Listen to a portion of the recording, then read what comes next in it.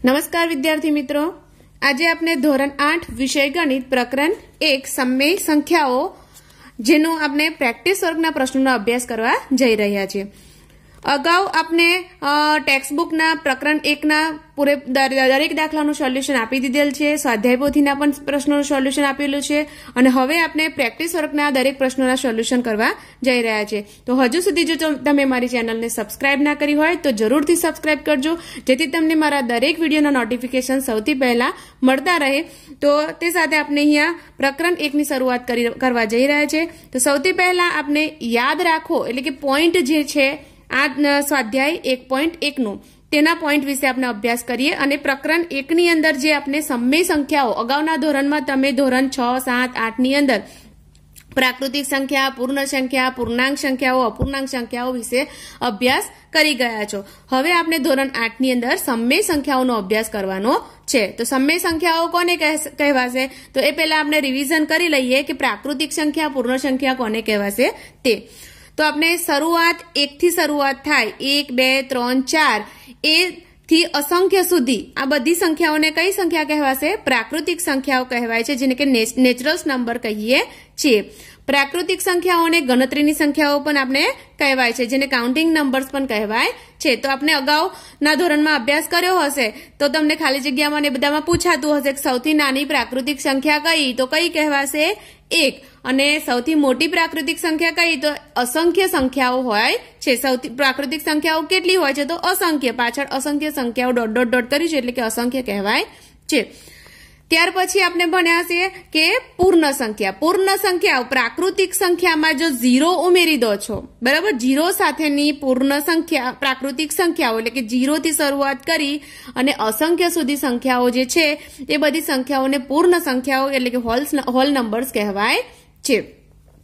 પ્રાકૃતિક સંખ્યાઓનો જે સમૂહ છે એને સંકેતમાં આપણે n નેચરલ નંબર એટલે કે n તરીકે આ તમને ખાલી જગ્યામાં પૂછાઈ શકે છે કે નેચરલ નંબરનો n સંકેતમાં દર્શાવીએ છીએ। જ્યારે હોલ નંબર્સનો આપણે પૂર્ણ સંખ્યાઓના સમૂહને સંકેતમાં કઈ રીતે દર્શાવીએ છીએ? w વડે દર્શાવીએ છીએ। તો તમારે શું યાદ રાખવાનું છે કે પૂર્ણ સંખ્યાઓની શરૂઆત ક્યાંથી થાય છે? 0 થી, અને પ્રાકૃતિક સંખ્યાની શરૂઆત 1 થી શરૂઆત થાય છે। ત્યાર પછી પ્રાકૃતિક સંખ્યાઓ, તેની વિરોધી સંખ્યાઓ તથા શૂન્ય એટલે કે પ્રાકૃતિક સંખ્યાઓ એટલે કે 1 થી શરૂઆત થતી અસંખ્ય સંખ્યા, તેની વિરોધી એટલે કે ઋણ સંખ્યા। આ જે સંખ્યા ધન છે એની વિરોધી કઈ થશે? ઋણ સંખ્યા। તો ઋણ સંખ્યા અને શૂન્ય આ બધી સંખ્યાઓને પૂર્ણાંકો કહેવાય, પૂર્ણાંક સંખ્યા કહેવાય છે। તો પૂર્ણાંકોના સમૂહને શું કહેવાય છે? z વડે દર્શાવાય છે સંકેતમાં, કારણ કે ઇન્ટીજર્સ નો z યાદ રાખવાનો।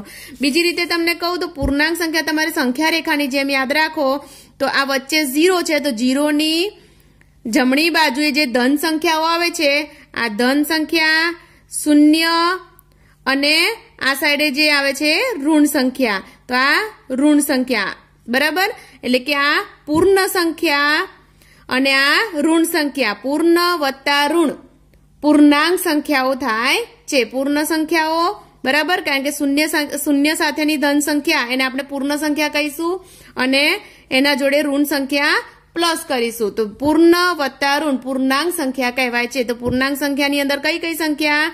ધન સંખ્યા, 0 અને ઋણ સંખ્યા, આ બધી સંખ્યાઓનો સમાવેશ થાય છે।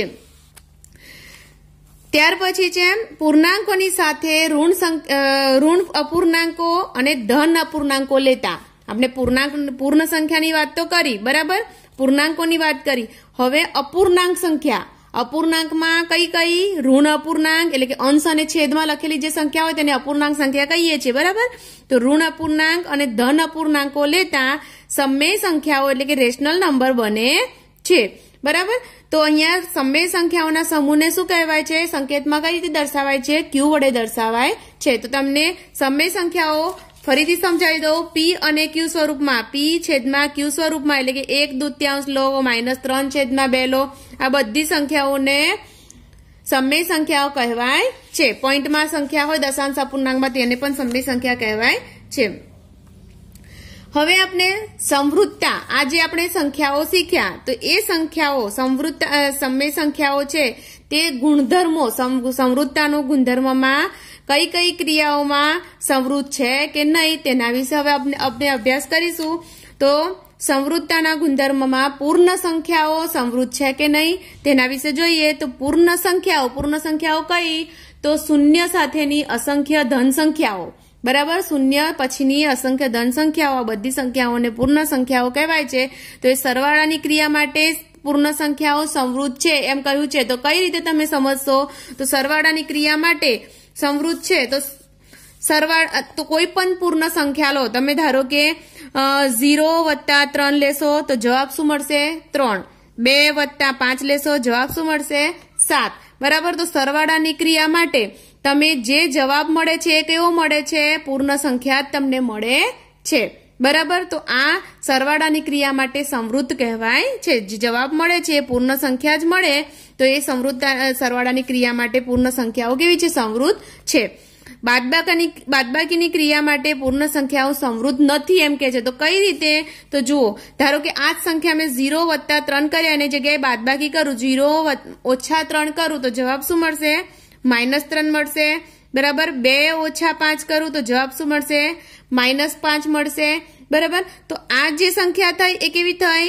ઋણ સંખ્યા, બરાબર. તો ઋણ સંખ્યા પૂર્ણ સંખ્યામાં આવતી નથી. તો એના માટે બાદબાકી માટે શું છે? તો પૂર્ણ સંખ્યાઓ સંવૃત નથી. બાદબાકીની ક્રિયા માટે પૂર્ણ સંખ્યાઓ સંવૃત નથી. કે જે ક્રિયા કરો છો તે વખતે જેમને જે જવાબ મળે છે એ જવાબ ઋણમાં મળી જાય છે, બરાબર. હવે ગુણાકારની ક્રિયા માટે પૂર્ણ સંખ્યાઓ સંવૃત છે એમ કે છે. તો ગુણાકારની ક્રિયા માટે આપણે આ જ રીતે બીજી કોઈ સંખ્યા લઈ જોઈએ. તો ચલો 2 × 3 લઈશ તો જવાબ શું આવશે? 6. 10 × 5 લઈશું તો જવાબ શું મળશે? 50, બરાબર. તો ગુણાકાર કરીએ છીએ તો ગુણાકાર કરવા માટે આપણે જે પૂર્ણ સંખ્યાઓનો ગુણાકાર કરીએ છીએ 0 + 5 કરીશ તો પણ જવાબ મળશે શું? 0. તો આ બધો જે જવાબ મળ્યો એ કઈ સંખ્યા મળી? પૂર્ણ સંખ્યા જ મળી છે ને. તો પૂર્ણ સંખ્યા ગુણાકાર માટે સંવૃત છે. જવાબ તમને પૂર્ણ સંખ્યા છેલ્લે મળવો જોઈએ. જો આ ઋણ થઈ જાય છે કે અપૂર્ણાંકમાં થઈ જાય છે તો તમને એ સંખ્યા સંવૃત કહેવાશે નહીં. તો આ ગુણાકારની ક્રિયા માટે પૂર્ણ સંખ્યાઓ સંવૃત છે. ભાગાકારની ક્રિયા માટે પૂર્ણ સંખ્યાઓ સંવૃત નથી એમ કે છે. કેમ નથી? તો જુઓ, આ સંખ્યાને હું હમણાં ભાગાકાર કરું કે 2/3 તો અંશ છેદમાં જતા રહ્યા કે ના જતા રહ્યા, બરાબર. 10/5 કરીશ તો મને જવાબ 2 મળવાનો છે. તો આ તો તમારી પૂર્ણ સંખ્યા થઈ, પણ દરેક વખતે 0/5 થઈ શકશે? નહીં થઈ શકે. અંશ નાનો હશે સંખ્યા તો પણ નહીં ભાગી શકાય. 5/2 કરશો તો પણ પોઈન્ટમાં જવાબ આવશે, બરાબર. તો આ વખતે તમને પૂર્ણ સંખ્યા જવાબ મળશે નહીં. કેવો જવાબ મળશે? સમય સંખ્યામાં કે અપૂર્ણાંકમાં જવાબ મળે છે.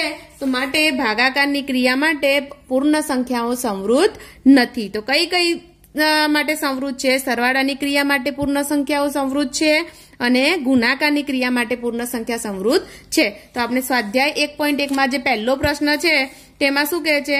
સંખ્યાઓ આપી હોય, સરવાળો, બાદબાકી, ગુણાકાર ને ભાગાકાર, તો સંવૃતતાનો ગુણધર્મમાં જો સંવૃત હોય તો હા અને ન હોય તો ના લખવાનું છે.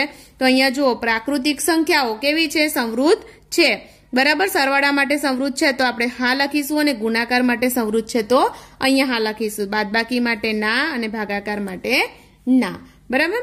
તો એ જ રીતે આપણે હવે આગળ પૂર્ણાંક સંખ્યાઓ શીખીશું.